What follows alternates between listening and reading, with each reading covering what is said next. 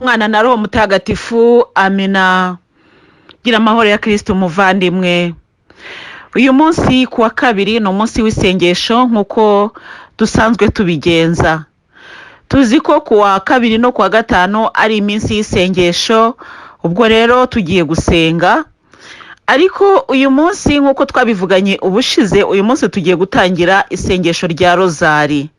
Tuzajya tuvuga ndakuramutsa Mariya 10, hanyuma tuzajya tuvuga no kuvuga iyibukiro rimwe na ndakuramutsa Mariya 10, hanyuma kuzageza igihe tuzarangiriza. Nta kitwirukanse kuko turi kumwe n'umugenga w'ibihe. Haleluya, ari kumwe natwe kandi aratwishimiye. Tuzagenda buhoro buhoro muri Rozari. Bavandimwe tugana mu ijuru, Rozari ni umuti urimo, yewe ntabwo navuga ngo imiti sinzi uko nabisobanura. Ni umuti ukubakubye imiti yose. Ni ukuri Rozari, ngewe uretse ko wenda naba narumvise n'ababivuga, ariko nanjye nyifitiye ubuhamya kandi bukomeye. Nagiye mbutanga kenshi cyane. None rero ndagira ngo mbwire abavandimwe wenda badafite ubuhamya kuri Rozari baze tugendane. Nibareke dufatane urunana nk'abagenzi bagana mu ijuru, dufatane urunana muri Rozari. Birashoboka ko wenda waba utemera Bikira Mariya nk'uko twe tumwemera, kuko izi nyigisho njya mbivuga nzitanga ndi umukristo gatolika. Bityo rero nkazitanga mu kwemera gatolika nk'uko mbivuga. Ntabwo mbangamira ukwemera kwa buri wese, kuko ni igihe cy'isengesho. Ubu ni uyu munsi w'isengesho. Ntabwo rero mu nyigisho njya mbangamira ukwemera kwa mugenzi wanjye, nzi ko buri wese afite ukwemera kwe. Ariko bavandimwe mutari muri Kiliziya Gatolika, ndagira ngo mbasabe kandi mbiseguraho, natwe iyo twaje iwanyu twubaha uburyo musenga. Natwe kubera ko mwaje iwacu, mwihangane mwubahe uburyo dusenga. Ubwo rero bagenzi tugana mu ijuru, kuba twaba tuvuze Rozari ntabwo ari ukuvuga ko turi gukumira ba bandi batayemera, ahubwo ni ukugira ngo nabo dufatane urunana, hanyuma bagende basobanukirwa byinshi. Bashobora nabo ubwabo kuba buri wese yavuga ati ngewe nzasaba ikintu iki n'iki ngisaba Imana, nkoresheje wenda iryo sengesho numva abagatolika bavuga ryitwa Rozari, nzarebe. Ukabikora mu buryo bwo guhinyuza ngo urebe, ariko kandi ntubireke. Kuko igihe turimo ntabwo ari cyo gutekereza cyane ku kintu cyitwa imyemerere n'imyizere, ahubwo ni igihe gikomeye, haleluya, cyo kuba waramaze kumenya inzira, ukuri n'ubugingo. Haleluya, ni Yezu rero.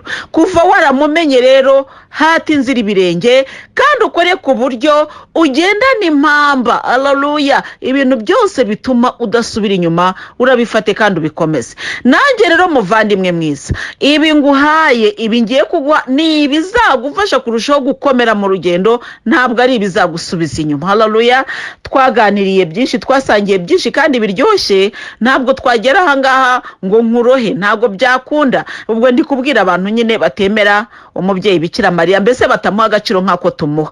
Reka rero bavandimwe tugana mu ijuru dukomeze, kuko urugendo rwacu rwo ntiruzahagarara.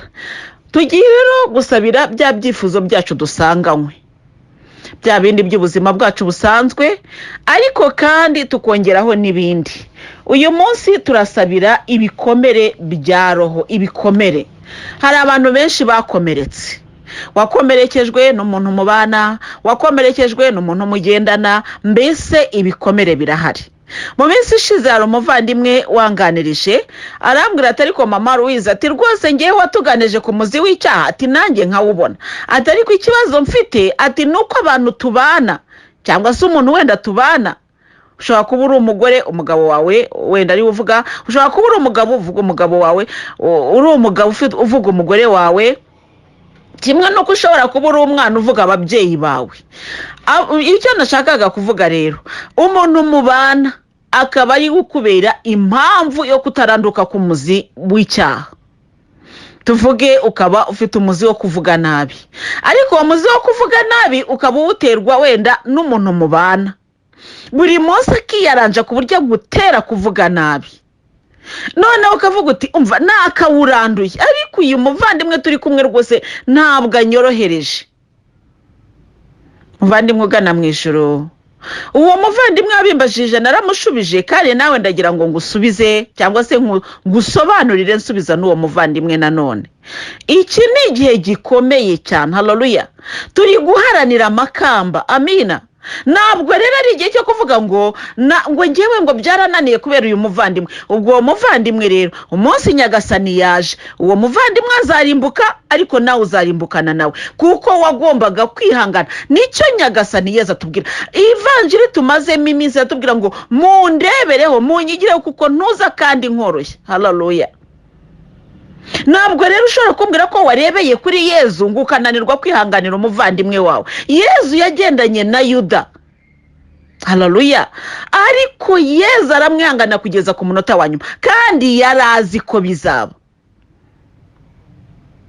haleluya. Yesu yarazi ko Yuda azamugambana. Yesu yarabonaga Yuda akamwihanganira, muri byinshi cyane. Ngewe Yesu yarabinganirije, ambwira ubuzima bwe n'abigishwa be na Yuda arimo.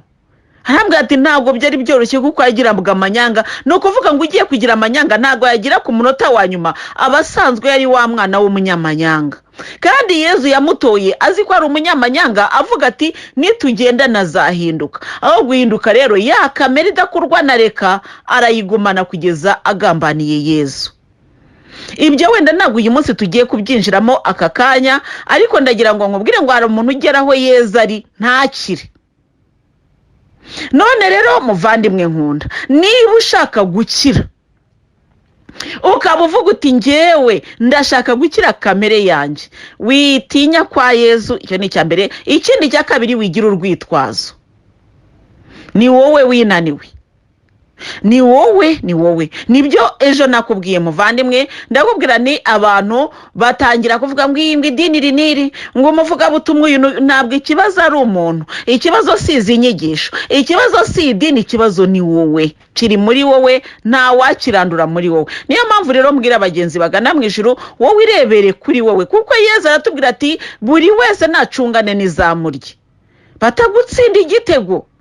Ba maso, haleluya. Ubere maso urugo rwawe, ubere maso umugabo wawe, ubere maso umugore wawe, ubere maso abana bawe. Ba maso, haleluya. Ururumuri, uritara. None uraboneshereza abandi bahe niba umugabo wawe atabona ubuhamya bwawe? Uraboneshereza abandi bahe niba umugore wawe atabona ubuhamya bwawe? Ese ninde uri kuboneshereza niba abana bawe badashobora kujya hariya ngo bahamye bati koko papa cyangwa mama n'umugenzi ugana mu ijuru? Erega ubu buhamya nimukabutesha agaciro, nabwo buba bufite icyo bwongera no mu maso y'Imana, haleluya. Abantu benshi rero twanga gukizwa kamere, tukitwaza yuko barunaka batubangamiye. Nyamara ariko nyagasani Yesu yaravuze ngo bazicara, bazamukurikira, birumvikana ngo bazicara ngo ku ntebe, haleluya, bacire, haleluya, imanza imiryango 12 ya Isiraheli. Uzabacira imanza ute kandi waratsinzwe? None se uzajya imbere yabo babwire ngo ntago mwagombaga kutababarira kuko nge nababariye? Reka n'ubuhamya tuzaba tubabuza bereka ko ibyo bavuga bashaka kugira urwitwaza imbere ya Yesu bidakunda. Aze ngo nyagasani ngo nananiwe kubabarira ngo kubera ko runaka yanyiciye. Ahite haza noneho wa wundi ugiye gucira imanza ya miryango 12 ya Isiraheli, yicare ku ntebe avuga ati ngewe baranyiciye, bararangiza umuryango, nsigara njyenyine, ariko abanyiciye narabababariye, ndetse ndanabasonera, ndetse ndabasura no mu nzu z'imbohe. Mbese muri make agatanga ubuhamya bujyanye n'uko yabigenje. Mu gihe wa wundi ari kuvuga ngo ngewe ngo byarananiye kubabarira, undi azahaguruka mwereke ko we yabishoboye, kandi bose bari basangiye ubuzima mu isi. Nguko uko tuzacira imanza ya miryango 12 ya Isiraheli. Muvandimwe ugana mu ijuru rero, ibikunaniye ntugatekereze ko n'abandi batabishobora, kandi ndagira ngo nkubwire ngo nta rwitwazo ukwiriye kujyana imbere ya Yesu, kuko yaje kutwereka, buri genda bivuga, ntabwo Yesu yaje kutwereka ibyoroshye, ahubwo yaje kutwereka ibishoboka, haleluya. Ibyo bintu rero mbivuga kenshi cyane. N'umuntu usaba nyumva muri izi nyigisho akazanyumva no mu bundi buzima busanzwe, hari amagambo atajya mva mu kanwa. Ntabwo Yesu yaje kutwereka ibyoroshye, yaje kutwereka ibishoboka. Nuvuga ngo birakomeye ariko birashoboka. cya kindi abantu bitaga ko kidashoboka. Ntabwo najya mu bwami bw'ijuru rwose ndi umugore nakorera Imana gute. Ntabwo Yesu yaje kutwereka ko utabishobora, yaje kutwereka yuko wabishobora rwose. Birakugoye, haleluya, birakugoye. Nicyo Nyagasani Yesu atubwira ati muzabigororerwa, ibyo muzaba mwarakoze byiza byose muzabigororerwa kuko mwabikoze bibagoye. Erega iyo biza kuba byoroshye muvandimwe nta n'umwe utari kubishobora, ariko byabaye bikomeye kuko nabyo bizahembwa mu buryo bukomeye. Haleluya, dukore rero ntihakagire ugira urwitwazo ngo rero ngo njye nari gukiranuka ngo ariko abana mfite ngo niba igeragezo, niba ubise ibigeragezo bazarimbuka nawe uzajyana nabo, kuko ijambo ry'Imana rigutegeka ntabwo nubwo bigusaba, kuko buriya ukomeye burya yasabye abategetsi. Haleluya, iyo yasabye abategetsi yaratubwiye ati mwebwe rero ni mubi intungane nk'uko so wo mu ijuru ari intungane. Data wo mu ijuru hari igihe atatubabarira, hari igihe atatwihanganira. None wananiwe kwihanganira mugenzi wawe ngo uzajya mu ijuru utarabaye intungane nka so wo mu ijuru? Muvandimwe, ubutungane bwawe cyangwa ubutagatifu bwawe niba budasumbwa n'ubw'abapagani, ubwo se uraruhira iki? N'abandi niko babigenza, ntabwo bihanganira bababaza, ariko mwebweho, haleluya, niko Nyagasani Yesu yatubwiye ngo nimusuhuza ababasuhuza gusa, mugasekera ababasekera gusa, mugakunda ababakunda gusa, muzaba mukoze iki se kidasanzwe? N'abapagani niko babigenza. Mwebweho ariko rero murahamagarirwa gukora ibitandukanye n'iby'abapagani. Haleluya, ni umuhamagaro turahamagarwa muvandimwe.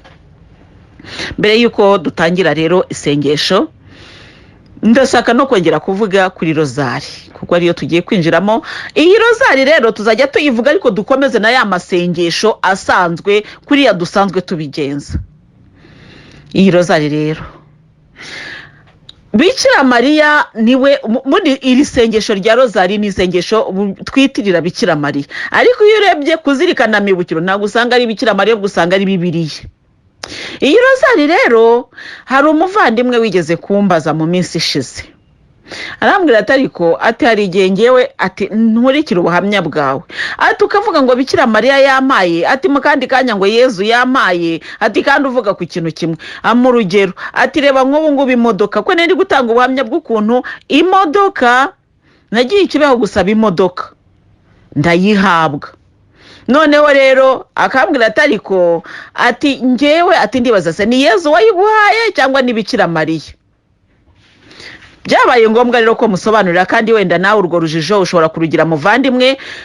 Namusobanuriye mbereye cyane cyane mu bukwe bw'Ikana, igitangaza cyakozwe na bombi. Habayeho ubusabe bwa Bikira Mariya, Yezu agikora igihe cye kitaragera. Icyo ni kimwe. Ikindi namusobanuriye ni ikijyanye n'ubutumwa bwa Kibeho nyirizina. Mu by'ukuri Kibeho itangira twayiganiriyeho, ubwo mba ndi kugira wenda ngo nsubize icyo kibazo, ariko mu by'ukuri Yezu abashatse ko tukivugaho kugira ngo nawe usobanukirwe. Kibeho itangira ni Yezu na Bikira Mariya bahabonekeye. Nge nari umwana, wenda ntabwo naza kuvuguruza ibyo Kiliziya yemeje, ariko abantu bari muri za komisiyo zakurikiranye iby'amabonekerwa kuva atangiye kugeza arangije. Rwose iyo urebye muri za dokima navuga ngo ziri authentique, no kuvuga ngo dokima nyazo, mbese za zindi z'umwimerere zafatirwaga aho ngaho. Baravuga bati nuko Yezu aravuga, n'umwana wabonekerwa akavuga ati Nyagasani Yezu aravuze ngo. Ndizera ko ntabeshya kandi. Noneho rero na Bikira Mariya akavuga. Birangiye rero mu kwemeza Kibeho, Kiliziya yemeza ko nta Yezu uhagaze ikibeho, ku mpamvu ngewe ntabasha gusobanura, ariko niko byemejwe. Birumvikana ibyo Kiliziya ivuze tubyakira uko nguko, ariko rimwe na rimwe nk'uko navuze mu minsi ishize, dusabira abayobozi ba Kiliziya kuko nabo ni abantu. Ntabwo wasobanura ukuntu ukuri kwerekanye ko Yezu yahagaze ikibeho ukurikije nyine inyandiko, ukuri kw'ibyaberagaho n'amakasete babikurikiye, noneho nyuma bakemeza ko nta Yezu wahagaze aho hantu. Ibyo bintu ntago, mbese ntago bisobanutse, biragonga no kumva ntago byumvise. Iyo rero bigeze muri uko kugongana, ngewe ntago mpahagarara muri iryo korosi ngo mpatinde. Ndavuga nicyo tugomba kumenya nuko Kiliziya iyobowe n'abantu, ubwo niko babyemeje. Ikindi Kibeho iriya shusho ya nyina wa Jambo, mu by'ukuri ubutumwa burahari, nuko iriya shusho ntabwo ari, ndabivuga uko nabyumvise rwose, nimbivuga ntagire uwo bibabaza kuko ndabizi ko hari ukuntu umuntu avuga agakomeretsa bamwe, niyo mpamvu tugiye no gusabira ibikomere. Ntabwo ariko yasaga rwose, bavuga amakuru y'iriya shusho bakavuga ntabwo ari njyewe rwose, ko umwana wabonye Bikira Mariya ari nawe yabwiye kujya gushushanyisha iriya shusho, yagiye akabibwira ababishinzwe, bakajya bamubwira bati ni gutya yasaga, ngo yango ntabwo ari gutya rwose, ngo ahangaha ngo yari ameze gutya. Noneho umwe mu bayobozi b'icyo gihe wari ugombaga gufata icyemezo avuga ngo bwizo ni caprice, niko ngo yavuze, ngo nimumureke gutyo, ngo nimushushanye gutya. Mwana atari kwate ntabwo ari uko yasaga, ariko baravuga bati nimubyihorere gutyo. Ubwo rero byagenze gutyo, uwo mwana wabonekewe nta bubasha bundi aba afite bwo kuvuguruza ibyo umuyobozi avuze wa kiliziya. Nuko rero ishusho yemezwa gutyo, ariko yemejwe nyine n'abo bantu batabonye Bikira Mariya, ahubwo wamubonaga ari we wavugaga ati muyishushanye gutya, ahubwo bakanga kubigenza uko nguko. Ibyo rero byagiye bituma hari ibintu byinshi bya Kibeho byagiye bisa naho bitera urujijo. No mu kindi kintu wenda njya mvuga, mu by'ukuri Kibeho irahari, n'abana babonekewe Kibeho hemejwe 3, wenda habonekewe benshi ariko hemejwe abo ngabo 3. Ariko noneho nanjye nkabaza nese 3 babonekewe bo ubutumwa bwabo mbese bahawe burihe?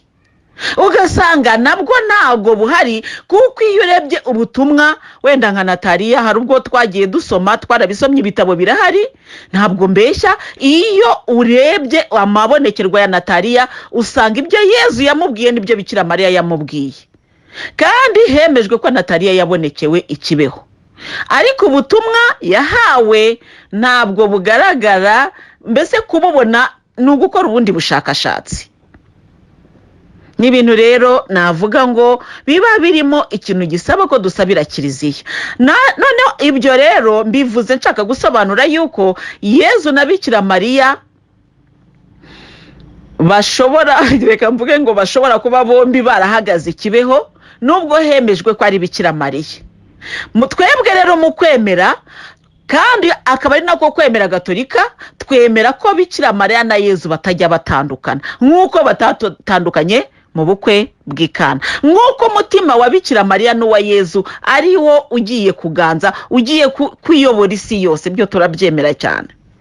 Noneho rero njyewe ngenda njya gusaba, navuze Bikira Mariya mwamikazi, mpagarara, ndagenda njya kuri ya shusho aho Bikira Mariya yabonekeye. Ndangije ndahaguruka njya i Nyarushishi kwa Yezu Nyirimpuhwe, ntabwo ndongera nsubiramo, mbwira shoferi niyigize imbere ayibone. Ndi kureba cya kiganza kinini cya Yesu, niyigize imbere ayibone. Nuko ndataha mu kwemera. Ubwo numvaga ko nasabye imodoka, ngeze mu rugo ibitangaza byarakoretse, imodoka iraza. Ubwo rero mvuze ni Yezu yamaye imodoka cyangwa Bikira Mariya yamaye imodoka ku butaka butagatifu bwa Kibeho, ntabwo mba ndimo kwibeshya. Nuko byagenze. Imana ibahe umugisha, kandi nizere ko mubyumvise, nizere ko rwose nongere nsaba imbabazi bayobozi ba kiliziya, rwose ntihagire umuntu wenda umfataho nabi ngo yumve ibyo navuze, kuko buriya ngo hari ukuntu ngo bajya bavuga wenda uyu mugani nawe uciye mu buryo bukomeye, ngo bajya bavuga ikigondamye ngo umuhoro ukarakara. Ubwo rero nshobora kuba mvuze gutyo, hakaba hari uwakumva wenda muvuze, ariko ntawe mvuze. Nge navuze Kiliziya Gatolika yo mu Rwanda, hanyuma nkavuga nyine n'uburyo amabonekerwa yagenze, na za komisiyo zirahari, kandi n'abari bazirimo barahari, memu n'inyandiko zakozwe icyo gihe zirahari, n'amakasete yafatwaga icyo gihe wenda yaboneka. Ubwo rero iyo mbivuze gutyo uko byagenze, ntago mba ngira ngo ngire n'umwe mputaza Imana iduhe kubyumva neza. Tugiye rero kwinjira muri rozari, nyine n'abo bayobozi ba kiliziya tujye dukomeza tubasabire, rega nabo ni abantu. Kiliziya yubatse ku rutare ari rwo Kristo, ariko mu by'ukuri ishingiye ku ntumwa, ikomoka mbese ku ntumwa, ku ivugabutumwa ry'intumwa. Rero nabo ni abantu. Iyo urebye uburyo bagiye babica, kandi Yezu yabwiye Petero ati uru rutare, kuri urwo rutare niho ngiye kubaka kiliziya yanjye. Ubwo rero kuba wenda kiliziya abayobozi bagira intege nke za kimuntu ni ibintu twakabaye twumva mu buryo bworoshye. Imana iduhe kubyumva neza. Tugiye rero gusenga abavandimwe tugana mu ijuru, tugiye kuvuga rozari dutangiye kwirinda kuramutsa Mariya 10 za mbere. Ku izina ry'Imana Data na Mwana na Roho Mutagatifu, amena. Mubyeyi wacu Bikira Mariya, mwamikazi w'amahoro, twebwe abakristu turashaka gusenga, twebwe abari mu rugendo rugana mu ijuru turashaka gusenga tuvuga rozari. Turifatanya n'isi yose mu gusaba amahoro. Turifatanya n'abakristu b'isi yose mu gusaba ubumwe bw'abasenga. Turifatanya n'isi yose gusaba amahoro mu ngo, kumvikana kw'ababyeyi ndetse no kumvikana kw'abana. Turifatanya na kiliziya y'isi yose mu marira anyuranye abantu bafite, dusaba kugira ngo ibi byorezo bituveho. Mubyeyi Bikira Mariya wahagaze mu bukwe bw'Ikana, ubona ko nta divayi bafite, natwe rero nta divayi y'amahoro dufite, nta divayi y'urukundo dufite. Turaruhabwa rwose. Ubwo twasengaga kwa gatanu Yezu yaduhaye amahoro, aduha urukundo, ariko ibimenyetso dufite nuko nubwo tubihabwa ariko bitajya aho bikwiriye kujya, kubera ko imitima yacu irafungiranye. Mubyeyi rero ndakwinginze kugira ngo ibyo dusengera, dusabira indwara zinyuranye twifitemo, dusabira abacu bababaye, byose ubyakire kandi ubihereze Nyagasani Yezu. Twebwe nk'abari mu bukwe bw'Ikana, divayi yadushiranye. Nubwo batagusabye, ariko twebwe dutinyutse kugusaba mubyeyi, urebe ko mu bibindi byacu nta divayi kirimo, maze udutakambire Yezu adushyiriremo divayi. Twumve mubyeyi mwiza. Nemera Imana Data ushobora byose waremye ijuru n'isi, nemera n'umwana w'ikinege Yezu Kristo umwami wacu, wasamwe ku bwa Roho Mutagatifu, akabyarwa na Bikira Mariya, akababara ku ngoma ya Ponsiyo Pilato, akabambwa ku musaraba, agapfa, agahambwa, akamanuka ajya ikuzimu, umunsi wa gatatu akazuka, akajya mu ijuru, akaba yicaye iburyo bw'Imana Data ushobora byose, niho azava aje gucira imanza abazima n'abapfuye. Nemera Roho Mutagatifu na Kiliziya Gatolika ntagatifu, n'ubumwe bw'abatagatifujwe, nuko abanyabyaha babikizwa, nuko abantu bazazuka bakazabaho iteka. Amena. Isengesho ryo kwicuza ibyaha. Nyagasani, ibyaha nakwigiriye byose ndabyanze, kuko binteranya nawe bikadutandukanya, ari wowe untunze ukandengera iteka. Kandi ndabyangira ko byicishije Yezu Kristo umwana wawe ukunda, dawe ubinkize. Sinshaka kubisubira, ndashaka kuba uwawe. Amena. Dawe uri mu ijuru, izina ryawe ryubahwe, ingoma yawe yogere hose, icyo ushaka gikorwe munsi nk'uko gikorwa mu ijuru. Ifunguro ridutunga uriduhe none, tubabarira ibicumuro byacu nk'uko natwe tubabarira abaducumuyeho, ntudutererane mu bitwoshya, ahubwo udukize icyago. Amina. Ndakuramutsa Mariya, ujine muhorana n'Imana, wahebuje abagore bose umugisha, na Yezu umwana wabyaye arasingizwa. Mariya mutagatifu mubyeyi w'Imana, urajya udusabira tw'abanyabyaha kuri ubu n'igihe tuzapfira. Amina. ndakuramutsa mariya ujine muhorana n'imana wahebuje abagore bose umugisha na yezu umwana wabyaye arasingizwa. mariya mutagatifu umubyeyi w'imana urajya udusabira tw'abanyabyaha kuri ubu n'igihe tuzapfira. amina.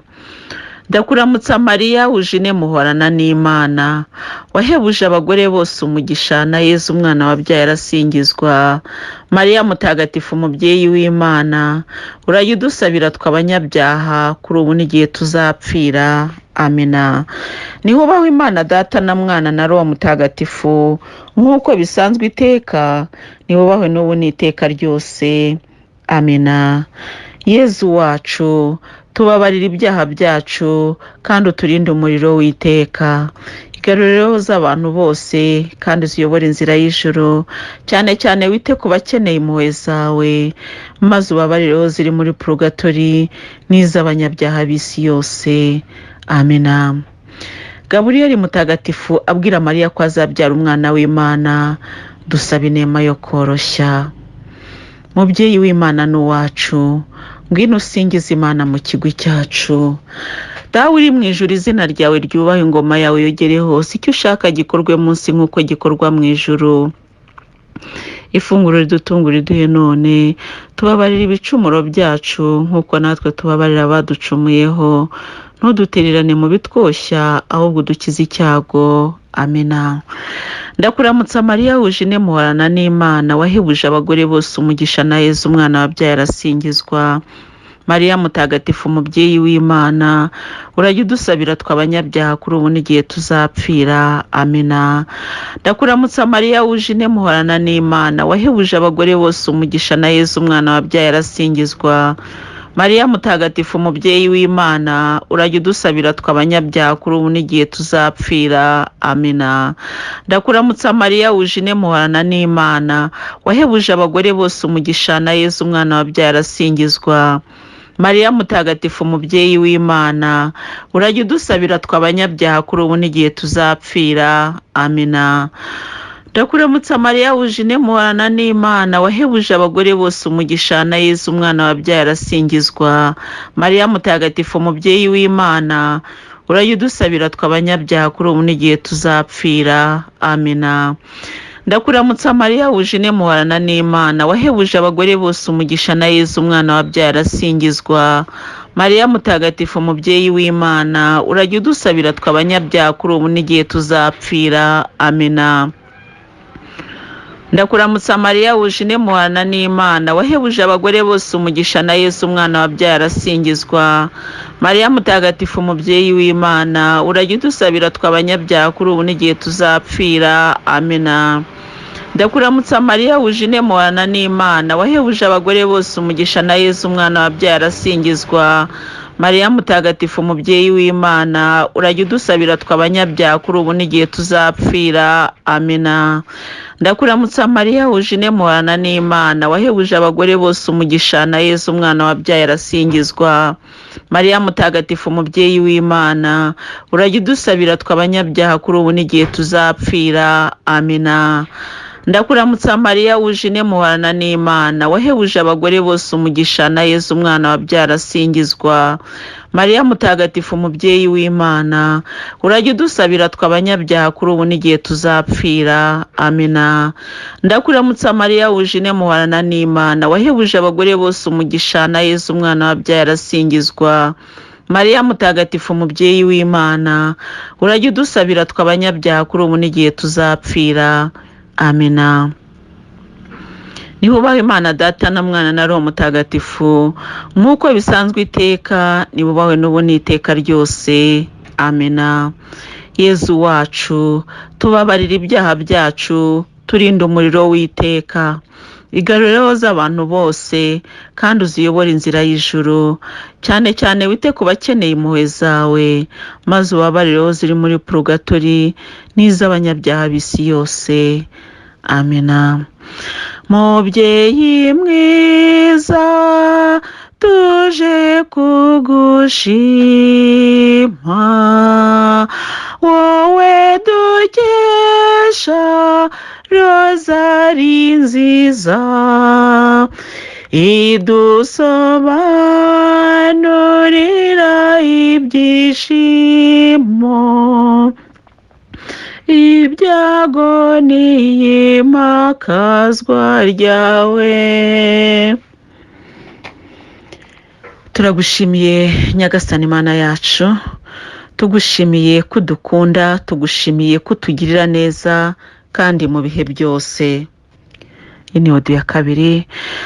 Dukomeje rero kugushima Nyagasani Imana, watugiriye impuhwe, uradukunda cyane, utwitaho rwose maze utugirira neza, waduhaye byinshi kandi tugushimira, wadukoreye ibitangaza bikomeye kandi waradutabaye uranaturengera buri gihe. Yesu mwiza rero, nyemera ngushimire ku mpano ikomeye waduhereye ku musaraba y'umubyeyi wawe, waduhaye umubyeyi wawe kugira ngo abe umubyeyi wacu. Icyo gihe ubwo wari ku musaraba waravuze uti mubyeyi dore umwana wawe, maze natwe uratubwira uti dore nyoko. Icyo gihe rero nubwo benshi bajya bakirengagiza bakavuga yuko ntaho bahuriye n'uwo mubyeyi, ariko nemera yuko wamuduhaye kandi wamuduhaye utibeshye. Ibyo waduhaye byose twarabyakiriye kandi turabikunze. Ntabwo rero twakira ingabire za Roho Mutagatifu ngo twakire Bibiliya, ijambo ry'Imana, tunanirwe kwakira umubyeyi wawe, kandi byose warabitangiye hamwe. Ntabwo dukwiriye guha agaciro umubiri wawe ngo tuvuge yuko Yezu waduhaye umubiri wawe, kandi amagambo yose wavuze muri icyo gihe tuyemera nk'ukuri. Inzira y'umusaraba turayizi. Hari abavuga yuko Bikira Mariya atari ahari. Ibyo ngibyo ntabwo tujya tujya impaka nabo, ariko hari icyo badashobora guhindura kuko kiranditse. Ku musaraba waravuze ngo mubyeyi dore umwana wawe. Noneho ubwira wa mwigishwa wakundaga ngo mwana dore nyoko. Kuva ubwo uwo mwigishwa ngo amujyane iwe. Natwe rero dukwiriye kugumana n'umubyeyi kuko wamuduhaye, n'ukuri dukwiriye kugumana nawe. Yesu mwiza rero, ndakwereka abantu bamuhinyura. N'ukuri barahari benshi cyane bavuga ngo Bikira Mariya ngo ntacyo ari cyo, uretse n'icyubahiro tumuha twebwe abamwubaha ngo ni ugukabya. Ibyo ndabikubwira mbabara mu mutima, kuko mba ntumva impamvu abantu bafata Bibiliya bakayigosora nk'abagosora amasaka, bakajugunya bimwe ibindi bakabifata. Nyamara ariko amagambo aheruka Bibiliya mu byahishuwe waratubwiye ngo hahirwa utazahinyura ubuhanuzi bwo muri iki gitabo. Iki gitabo rero ntabwo ari icy'ibyahishuwe gusa, ni igitabo gitagatifu cyose. Twebwe bene muntu nta burenganzira na buke dufite bwo gufata bimwe ngo tubijugunye tubivanye muri Bibiliya, ngo ibindi tubyemera kandi tubyakire. Niba rero twemera ko Bibiliya ari ijambo ryahumetswe n'Imana, nitwemere ibikubiye muri Bibiliya byose tutagize na kimwe dukuramo. Twemere ko Bikira Mariya yavuze ati kuva ubu ngubu amasekuruza yose azanyita umuhire. Nuko rero twemere ko Elizabeth yavuze ngo mbikesha iki kugira ngo nyina w'umutegetsi wanjye angenderere. Yezu, twemere ko wavuze ngo mubyeyi dore umwana wawe, nawe mwana dore nyoko. Ayo magambo tuyemere rwose. Yezu, hari abatayemera rwose bakavuga ko atari byo. Njyewe ntabwo ndi kumwe nabo. Nemera ko ibyanditswe muri Bibiliya byose ari bizima, kandi ko ntafite uburenganzira bwo kugira na kimwe nkuramo, ahubwo Nyagasani Yezu ntangiye gutsindwa ndaza nkubwira ngo nananiwe, ndi gutsindwa. Ariko ntabwo ari uko ibyo watubwiye atari byo, ahubwo dufite kwemera kuki. Nemera ko abigishwa bawe bakubwiye ngo twongerere ukwemera, kuko ukwemera kwacu ntigushyitse. Nanjye rero ndasabye muri aka kanya kugira ngo utwongerere ukwemera, kuko ukwemera kwacu ntigushyitse. Dufite ukwemera gucagase cyane, dufite ukwemera kw'igice, dufite ukwemera guciriritse kureshya n'imitwe yacu, maze ko kwemera kureshya n'imitwe yacu akaba ari uko duheraho dupinga ibyo tutumva. Yezu mwiza, njyewe ndakwisabira ngo twebwe ababyemera tukaba twemera ko Bikira Mariya ahagaze ikibeho, tukaba twemera ko Bikira Mariya ari umubyeyi wawe, tukaba twemera ko ibitangaza ibyinshi tubikorerwa kubera gutakamba kwe. Twongerera imbaraga, twongerera imbaraga, ko twacitse intege twumva amagambo y'abakontrosikise tugacika intege. Nje gusaba imbabazi ku bw'abacitse intege bakaba barataye rozari. Ndasaba imbabazi ku bw'abacika intege bagata umubyeyi Bikira Mariya ngo ni ukubera ko ababakikije batamwemera. Nje gusaba imbabazi Yezu mwiza, amagambo watubwiye twarayayunguruye tugira mwe tujugunya n'andi dusigarana. Tubabarire, mu bwenge buke bwacu dusigaye twarihaye no kumenya ko Bikira Mariya ari umugore nk'abandi. Nuko rero Nyagasani Yezu, ntabwo nshidikanya ko bikubabaza, niyo mpamvu nanjye nsabye imbabazi, kandi nkaba mpagaze mu mwanya wa bariya babivuga uko nguko. Nukuri ndagusaba imbabazi, ntubahore ibicumuro byabo, ahubwo wibuke amagambo wavugiye ku musaraba. Nanjye nkaba ngiye kumbabarira nyiyasubiremo. Dawe bababarire kuko batazi icyo bakora. Nicyo mbasabye.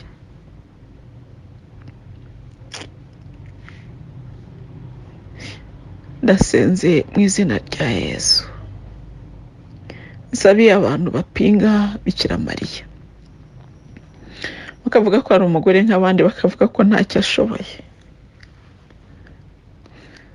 Bikira Mariya mubyeyi mwiza, twiyemeje kuguhoza agahinda n'umubabaro uterwa na roho zipinga. Mubyeyi Mariya, mubyeyi twahawe ku musaraba, dufashe. We wabaye muri iyi si, warahabonye uko hameze, ibigusha byaho urabizi, ariko wahavuye uri intungane. Buri gihe iyo nkugeze imbere ndakubwira nti dufashe tube intungane. Icyo ni cyo nkwisabira. Naho kujya impaka ntabwo ari cyo kizatuma Yezu asingizwa. Yezu singirizwa mu mitima y'abagukunda, usingizwe.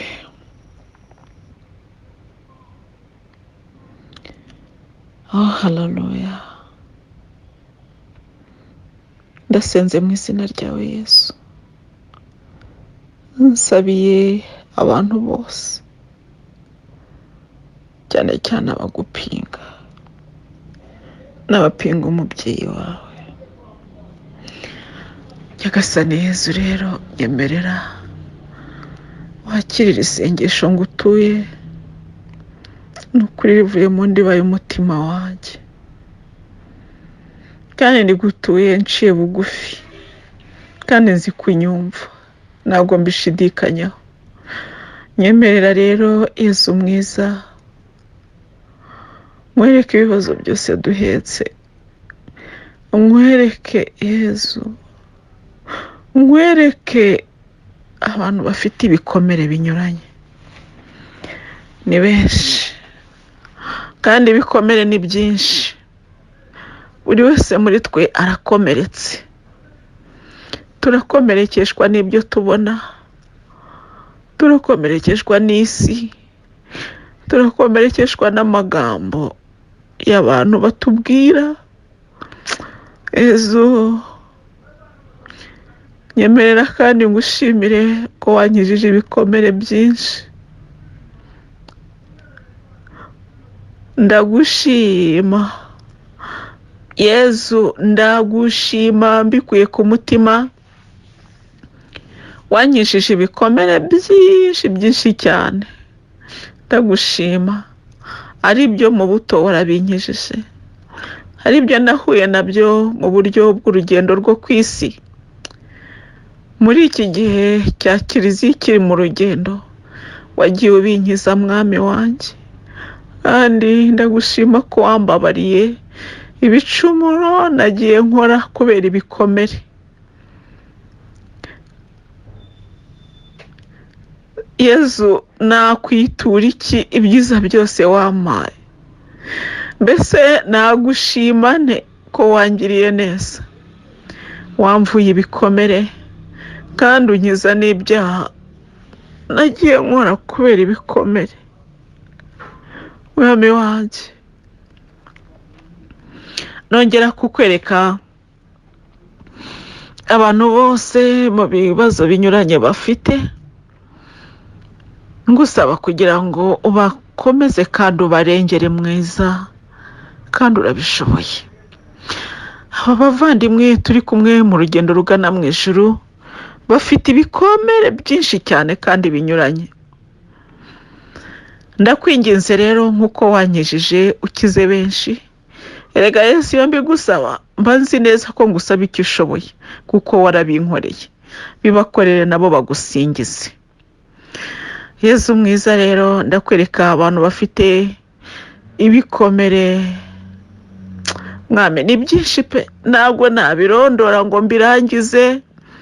Ni byinshi, ariko ari iby'amagambo babwiwe, ari iby'ibikorwa bakorewe. Yesu, byose ndabisengeye mu izina ryawe rikomeye.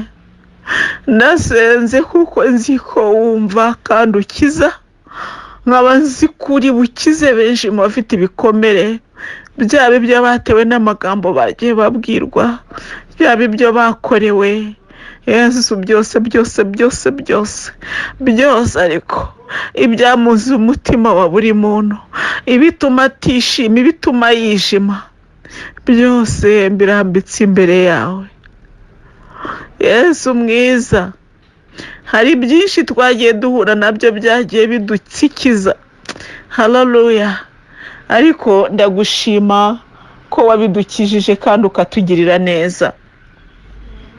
Mweretse rero abantu bakigendana ibikomere kandi ni benshi, abantu bababaye Nyagasani Yezu, abantu bahangayitse cyane, n'abantu bakiri mu bikomere bivirirana. Haleluya, ndabasengeye mu izina ryawe. Kunda kwereka Nyagasani Yezu n'abafite ibikomere bisa n'ibitangiye koroherwa. Yezu, bakomeze badasubira inyuma. Ndakwereka n'abari kuvirirana mwami, ubomore nk'uko watwomoye. Yezu, waranyomoye, ndagushima. Hari igihe nariraga urampoza. Haleluya. Nanjye rero nsenga nsabira abarira. Haleluya, ngo bahoze. Mwami, ibidutera amarira ku isi ni byinshi, ariko ibiduhoza bikaba bikeya mwami. Yesu mwiza, nongeye gusabira abantu bose kugira ngo bamenye ko ari wowe muhoza, kandi bamenye ko Bikira Mariya ari we umara intimba abayifite. Yesu mwiza, hari igihe mbura amagambo yo kukubwira. Iyo ntekereje aho wankuye, ngatekereza aho wanyujije, ngatekereza urugamba wandwaniriye, ngatekereza ubuhamya wantangiye, ngatekereza umurimo wampaye kugukorera, ngatekereza uwo wampaye kuba we uyu munsi nuko mpagaze. Yesu, mbura icyo mvuga,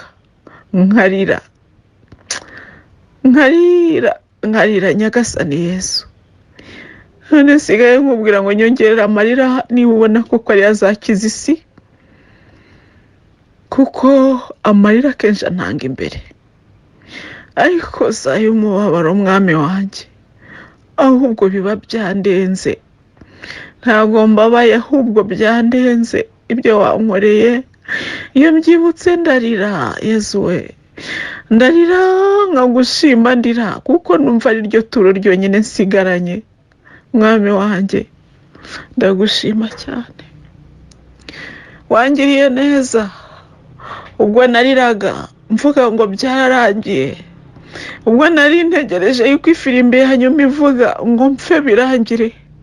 Haleluya, wampaye amababa ndaguruka. Haleluya, mva ku musozi wari ugiye guhirima maze ndaguruka. Haleluya, ngera ku murwa mutagatifu maze nayo ndahagarara, nzamura ijwi ndavuga nti nimumenye Imana mwese abarushye n'abaremerewe, nimuze musange Yesu, n'ukuri araruhura.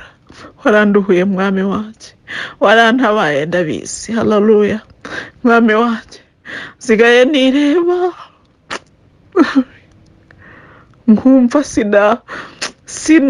bunu nuko nisobanura, nkumva ndashaka kuguma kwireba. Ujye umbabarira Yesu, nubona mbikoze mu buryo butakunezeza, ujye umbabarira kandi unyihangane kuko ndi umuntu. Ariko ibyo wankoreye ndaguhimbaza, kubw'urukundo rwawe ndaguhimbaza. Nukuri wangiriye neza, wankuye mu ivu. Haleluya,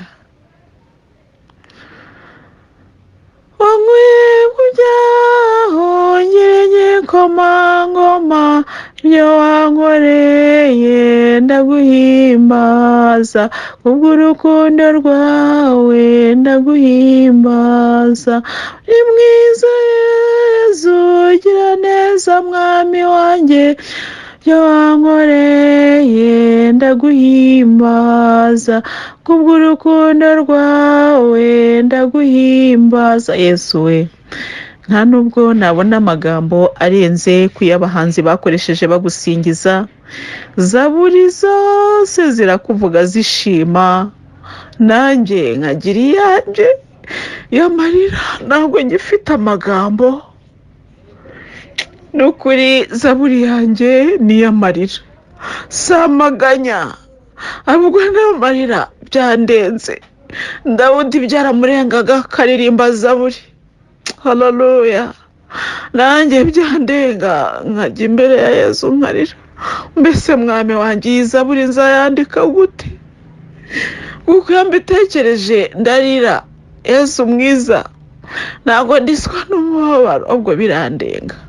Ndasabira rero abagenzi bagana mu ijuru ngo ubahe kubona. Ngewe bose basabira kubona, babona ibyo wabakoreye maze bagushime Yesu. ni byinshi mwami wanjye, ni byinshi wadukoreye, ariko bibonwa na bake, ibyinshi tukaba nta n'ibyo twigeze tubona, nta n'ibyo twamenye rwose. Reka nsabire Nyagasani heza abantu bari mu maganya n'amarira, kandi warabahaye byinshi ariko bakaba badafite amaso yo kubibona, abo nabo ndabasengeye muri aka kanya. Yezu mwiza, ibikomere byinshi bituma abantu bamera nk'ibinya, ari icyiza ntakibone, n'ikibabaje nicyo kimubabaza akamera nk'ikinya, maze ibyago byaza akagukomeza akubwira ngo ihangane, ngo wirira, ngo abanzi batabona amarira yawe. Mwami wanjye, abantu bameze gutyo nabo ndabasabira. Haleluya. Ijambo ryawe muri Bibiliya ratubwira ngo buri kintu kigira igihe cyacyo, aho igihe cyo kurira n'igihe cyo guseka, ariko babandi kubera ibikomere babaye ibinya ntibakirira ntibakinaseka. Ndabasengeye mwami wanjye, haleluya, ndabasengeye kandi ndabakweretse, kandi ni benshi pe, babaye nk'ibinya, babaye nk'ibiti. Mwami ndabasengeye, nsengeye abantu bafite ubwumvumve bukeya mu mubiri wabo, bakaba basa nabo babaye abantu batakaje ubumuntu kubera imibabaro. Yezu mwiza, Yezu yemerera mbakwereka abo ngabo kuko ni benshi, kandi Yezu nsabira abo ngabo unyemerere nkwereke n'abantu bose bari kubabara, abantu bari mu bihe by'intambara, abantu bari mu buhunzi. Mwami unyemerere nkwereke abantu bari kubabara ku buryo bw'umubiri, ari abari mu bitaro mwami wanjye, bakaba bari gutaka. Yezu we, abarwaye kanseri, abarwaye indwara zinyuranye, oh haleluya, abarwaye amenyo, abarwaye amaso, mbese buri wese mu musonga afite ndamusengeye. Mwami mweretse n'abari mu nzu z'imbohe, n'ukuri barababaye, hari benshi babatekereza imishinga basize inyuma bikababera impamvu yo kumera nk'ibijunjame. Abo rero ndabasengeye mwami, kandi ndakwereka n'ababo basize inyuma, bahangayitse, bababaye, bafite ibibazo binyuranye kubera ababo bari mu nzu z'imbohe. Mwami muzima, ndabasengeye bose. Ndakwereka famiye, umugore n'umugabo n'abana bafite umwe muri bo ufunzwe. Yezu mwiza, ndakwigize kugira ngo ugire impuhwe. Nukuri njya mugano, iyaba byashobokaga ngo izi gereza nazo ziveho, abantu bongere babane mu mahoro. Mwami wanjye, ariko nkabona ko nazo zidashobora kuvaho kubera ikibi kikiriho, abantu bamarana. Yezu ndakwinginze kugira ngo ukize isi, kandi Yezu rero nongere nkwereke n'abantu babaye incike. Yezu mwami wanjye, hari ababyeyi badafite n'urwara rwo kwishima kubera ababiciye ababo. Yezu mwiza, ugira neza, uratabara kandi ugahumuriza abo babyeyi. Ndabasengeye mwami wanjye, Yezu mwiza, ndeba abana banjye wumva baranejeje, ngahita nishyira mu mwanya wa mubyeyi wabonye baza kumwicira abana. Yezu, naho yababarira ariko yarababaye, ndakwinginze ciye bugufi, muremere kandi umuhe ingororano mu ijuru, utitaye ku bubi n'ibyo yakora kubera umubabaro, ahubwo ugiriye impuhwe zawe ukareba n'uwo mubabaro afite. Aho Yezu we, iyi si irimo ibibi byinshi cyane. Ndakwereka abantu bari kugenda hirya no hino, bari gusazira mu buhunzi, bagenda bashakisha aho kuba, bashakisha uko babaho, kubera umutekano muke. Nsabiye ubutabera bw'isi kugira ngo bugire impuhwe Yezu. Igihe nje imbere yawe nzajya ngusaba, kandi nzi ko ntazasara rutanyumvise mwami wanjye. Nyemerera rero nkwereke isi n'ubutabera bwayo, kandi unyemerere nkwereke kiliziya n'abayobozi bayo. Jyewe nsaba nk'umuntu ugatanga nk'Imana, ariko kiliziya yawe ikiri mu rugendo hano ku isi ndayisengeye cyane. Yezu mwiza, ndasenze mu izina ryawe rikomeye, watubwiye ko yubatse ku rutare kandi ububasha bw'ikuzimu butazayinyeganyeza. Ubwo rero iyo mpagazeho ndavuga ngo uwasezeranye nirutabeshya, kandi icyo yasezeranye kizaba. Gusa mwami wanjye, hari igihe mba mbona biruhije, nkabona iyi si iragoye, nkavuga ngo Yezu arabizi. Yezu rero ndasenze mu izina ryawe rikomeye, nifatanyije n'abavandimwe turi kumwe muri uru rugendo aho bari ku isi yose. Nifatanyije nabo tukwereka ibyiciro binyuranye by'abantu twasabiye, ndetse n'ibindi ntabashije kuvuga ni byinshi. Ndakwereka buri wese mu nguni aherereyemo ababariyemo, ndakwereka abari mu bihugu by'amahanga batarabona ibyangombwa. Mana, ndakwereka abari muri ibyo bihugu by'amahanga badafite uko babaho, batagira akazi. Yezu we, ni byinshi ni byinshi. Abagenzi bagana mu ijuru barababaye, bari mu rugendo ruruhije cyane, ariko mwami mwiza, nzi neza ko byose ubyumva kandi ubikora ku buntu. None rero ndagushimiye mwami wanjye, kandi ngusabye umugisha kuri buri wese muri twebwe, kugira ngo ukore ku mutima we ahumuke. Duhumuke mwami, turebe ikiri icyiza, twitangire gukora umurimo wawe, kandi tuzirikana kuzatugororera ukurikije ibikorwa byacu. Mwami mwiza rero, ndasenze kugira ngo ibikorwa byacu bibe bidutambutsa koko, ntibibe ibiduheza inyuma. Yezu mwiza rero, nsenze nk'umuntu ariko usubiza nk'Imana, kandi nzi neza ko hari byinshi udukorera tutanasabye, ahubwo ukabidukorera kubw'impuhwe. Nuko rero kubw'impuhwe zawe, Yezu mwiza, ndagusabye ngo twese abari mu rugendo rugana mu ijuru duhe umugisha, duhe kwishimira kubaho. Mwami wanjye, nongere nsabira abantu batishimiye ubuzima wabahaye, bakaba bicuza icyatumye bari bakavuga ngo yaba yarapfuye, ngo ndutwa n'uwapfuye. Mbasabiye imbabazi, nubwo baba batazi ububi bw'ibyo bavuga, ariko unyemere mbasabire imbabazi kandi uzibahe. Ukize benshi mu bameze gutyo, kandi nizeye ko ubuhamya buzaboneka ku bantu bavugaga ko kubaho kwabo kurutwa n'ukw'inyamaswa, ariko bavuga bati twongeye kumva twikunze. Yezu wampaye ubuzima mfite, ndasabira n'abababaye kugira ngo nabo bahe ubuzima kuko nzi kubutanga. Haleluya. Urakoze rero kumva gusenga. Ni ukuri ikuzo n'icyubahiro ni ibyawe.